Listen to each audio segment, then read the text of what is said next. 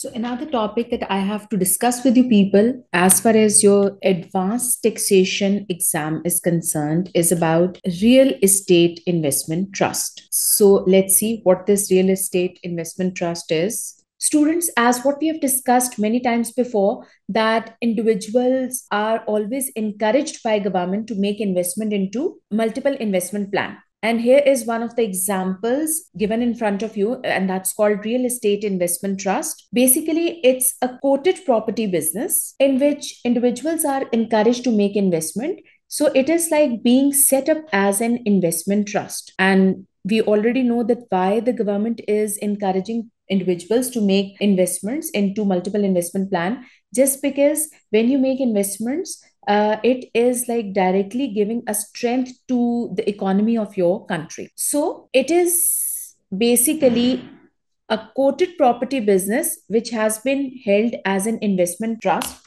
So all those individuals who are going to make investment into the trust, of course, they have made investment.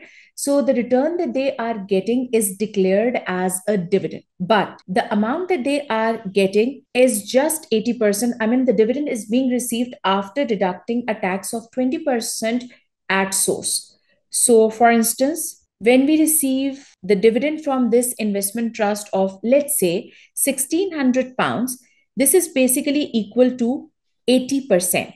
So I just need to see that what is the 100% of this figure, what was the gross amount, what was the amount before the deduction of the taxes. So if 1600 is like said to be equal to 80%, then the amount equivalent to 100% is £2,000. So as 1600 is equal to 80%, but the amount equal to 100% is equal to £2,000, then we are going to pay tax on this £2,000. So this £2,000 being the gross amount of the dividend figure is said to be taxable. But surprisingly, this amount is going to be treated as property income, I mean rental income. So neither it is going to be treated as a part of your savings income or dividend income. Rather, we shall be taking this amount under non-savings column. So when we will be computing our tax liability, and as we are already familiar with this thing that we have to draw 3 columns in order to calculate our tax liability, this £2,000 will be treated as property income. So income from real estate investment trust, the gross amount is going to be a part of our non-savings column. And hence, we will be paying taxes at the rate of either 20% or 40% or 45%. See, remember, you must be familiar with the rates of non-saving. It's 20% in the basic rate band, 40% in the high rate band, and 45% in the additional rate band. So tax shall be paid on the gross amount which is being received from this real estate investment trust, but it is treated as property income rather an investment or dividend income. But the best part is once we are done with the tax computation, I mean, as what we know that when we have to compute our tax liability, we'll be taking into account multiple incomes as an employment income, rental income, profit, interest income, dividend income. All incomes are to be placed appropriately at their proper position.